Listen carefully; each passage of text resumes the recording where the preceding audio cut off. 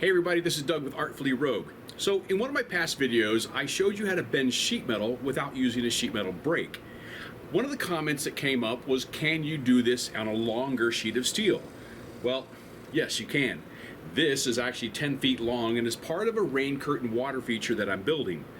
I'll get into the details why I didn't use a sheet metal brake as we do this, but we're going to show you how to bend a 10-foot sheet of steel without using a sheet metal brake. I'm going to demonstrate on this 4-foot long 16 gauge mild steel sheet. Now unfortunately, when I thought I was recording while making the first bend on the 10-foot sheet, apparently I wasn't. Although this is a shorter sheet, the process is the same. I'll continue with the 4-foot sheet until the 10-foot section of the video kicks in. Now that I marked a line on the sheet metal, I'm using a straight edge so I have a nice clean line. To prevent the straight edge from moving, I'm going to clamp on both sides of the straight edge to my work table. Listen, the reason I'm having to bend this myself, believe it or not, in Tucson, there's only one fabricator in the area that's capable of bending 10-foot long sheet.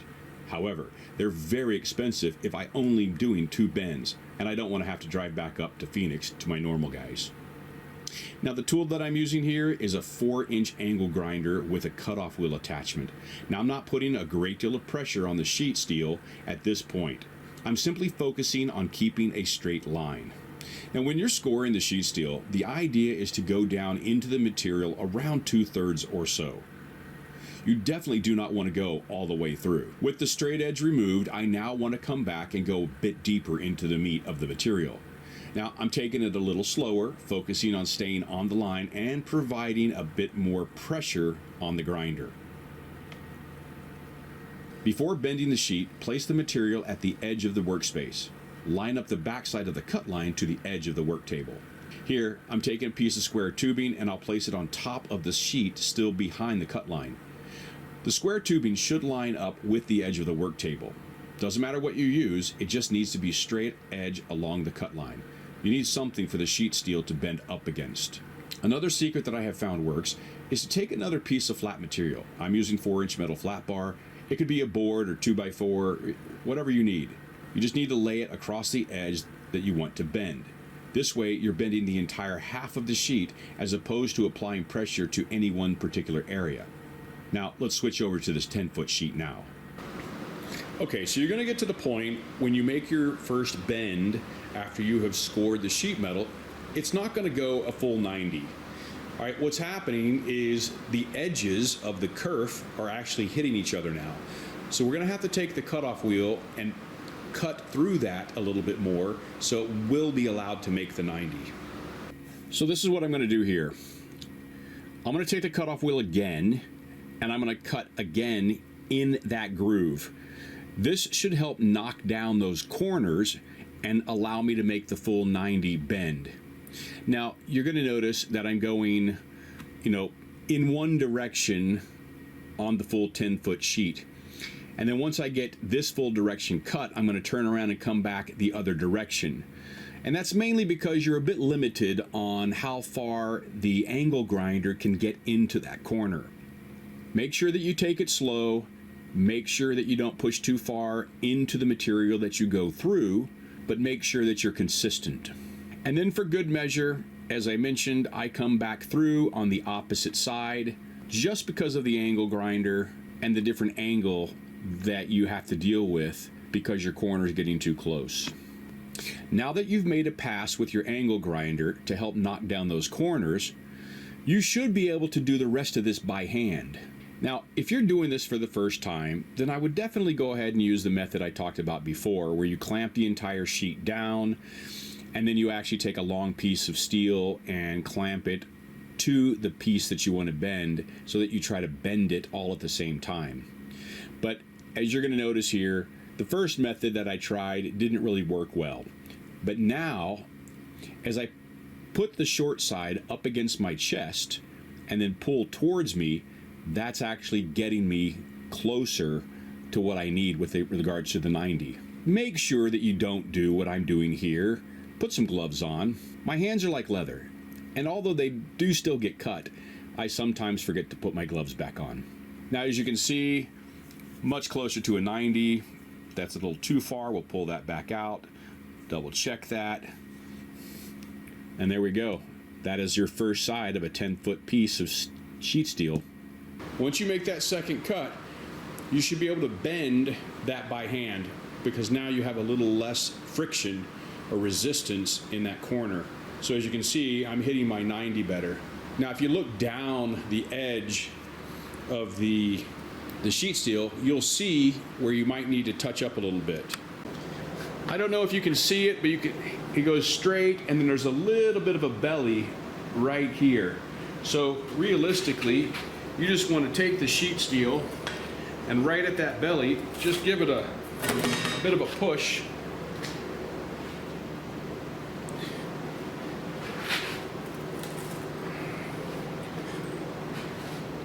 And you should be able to take that back out again.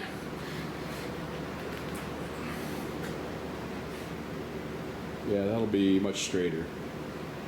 All right, now I got to do the other side. Okay, the other side is basically the same as the first side. Draw your line, take a straight edge, make your first cut, remove the straight edge, and then come back along that cut line and apply a little bit more pressure, go a little bit slower, focus on staying on that straight line. Again, try to go about 2/3 of the way through the sheet and not all the way through the sheet. Sometimes it's a little tricky, sometimes it may happen. Now as you see here, I've only clamped 2 sides of this 2-inch tubing to the table, and there's a lot of movement, but I am able to bend the sheet a little bit with my hands. So what I'm going to do now is I'm actually going to show you how to hold the center so that it doesn't bend. So the main 2-inch bar is right at the cut line, and then I'm taking something slightly smaller. I believe this is like an 1.5 inch square tubing. I'm laying a piece of wood from the 1.5 inch square tubing to the 2-inch square tubing. Now maybe that's 1.25 inch tubing. And now as you can see, I'm taking a bar clamp and I'm going to press that piece of wood that's on the bridge down on the table. As I clamp that, it is going to get super sturdy, and that 2-inch is not going to move. Next, I'm going to add a few more clamps to the left and to the right of that center. Now, I don't know if you can see it, but there's a rusted piece of flat steel that sits on the sheet, and that's really going to tie all 3 of those clamping places together. As opposed to just putting the individual points, by adding the flat steel into the sheet, you really kind of spread that workload across the entire space. Once you have everything clamped and everything is secure, make sure that you put on your gloves, and then you can actually try to bend up that short side again. With the cut, with the clamps, you're going to get a lot more movement out of that. And you're just going to have to take that a little bit at a time until you get to a point where you have those 2 corners of your cut meet again. Now again, you can add your straight edge piece here and try to bend the entire thing at the same time. I'm doing this because, well, I've done it for a few times and I just kind of cut to the chase. But once you have bent this as far as you can go, now you want to come back in and you want to make that other cut. I've removed all the clamps, and I'm going to do the exact same thing that I did on the first edge. Run the angle grinder into the corner one way, turn around, and then run it back the other way. Again, this is going to open up those corner edges so they don't clash together, and you're going to be able to make that bend a little bit easier. So for time's sake, I'm just going to speed right through this area.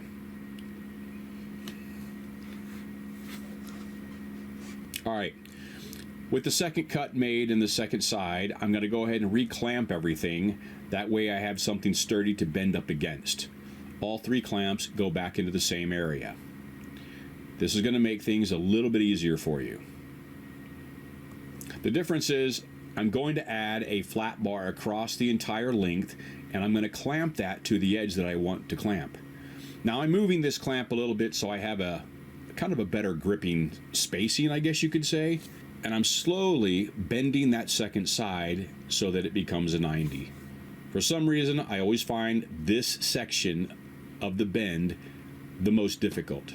For whatever reason, it's just a little bit more stubborn. Maybe you have a little less leverage, but as you'll see here, it submits to my will.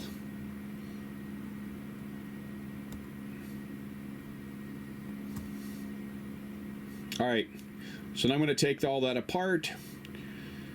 I'm going to come back and remove any little bellies that are in there, just to make sure that everything comes in nicely. Now I'm going to be putting a frame inside of the opening of this channel, so I'll be able to move that closer to a 90. All right, so that took me about an hour, hour and a half. That includes making that special clamp that locks into the table and allows me to clamp the center piece that will help you bend. As you can see, you have to just use a lot of creativity, a lot of imagination, a lot of patience, some elbow grease, and you can bend something long without having a break. But it's important that you figure out how to score it properly, so you're trying not to go all the way through. Beyond half, but not quite all the way, you know, just past 2/3 maybe. There are going to be some spots here that I need to go back and touch up with spot welds, but for the most part, this bent very nicely. I have 2 more to do, but they're 5-footers, so those are pretty easy compared to this. So I hope you got something out of that. I don't do this often. I just didn't want to have my guys up in Phoenix bend this and have to ride back up there again, and eventually I'm going to get my break down here in the shop, and then I won't have to worry about this at all. But until that time, we're going to have to do it by hand. Thank you so much for taking the time to watch this video. It is greatly appreciated. And now, if you have any suggestions on how to improve this process, drop those down in the comment. And if you haven't subscribed already, please do so. We're kind of doing all kinds of projects here now, and I want to see if I can get that on the YouTube channel. So we'll see you in the next video. When I made the bend on the first 10-foot sheet of steel, I needed to make a clamp that could reach across and hold down the center of the sheet so the piece wouldn't bow up. And what I did is I took a piece of flat bar that I had laying around, and then also some round bar, and I welded that to the flat bar. Now, this is kind of the trick right here, is I've taken 2 large nuts and I put them on a small bolt. Make sure there's some separation between the 2. That way that it doesn't bind up. Basically, I'm placing that at the end of the flat bar, and I'm going to weld that on both sides.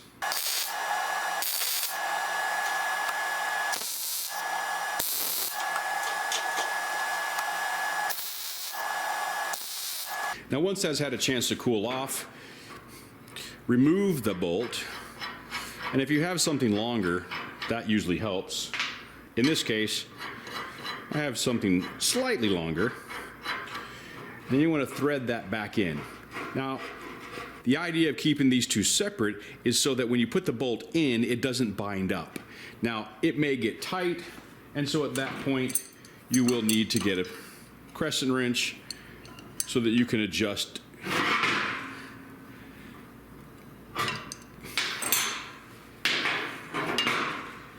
Now here's how the clamp works. So in order for this to work, whatever size round bar you have, you want to drill the same size hole in your table. Now this hole is slightly larger than it needs to be, so there's a little bit of slop in here, which means that it goes up a lot higher than it probably needs to. So I'm going to actually use a piece of 4-inch just to kind of show you what needs to happen. So you bind this into that hole. And then with a wrench, you're simply tightening into the material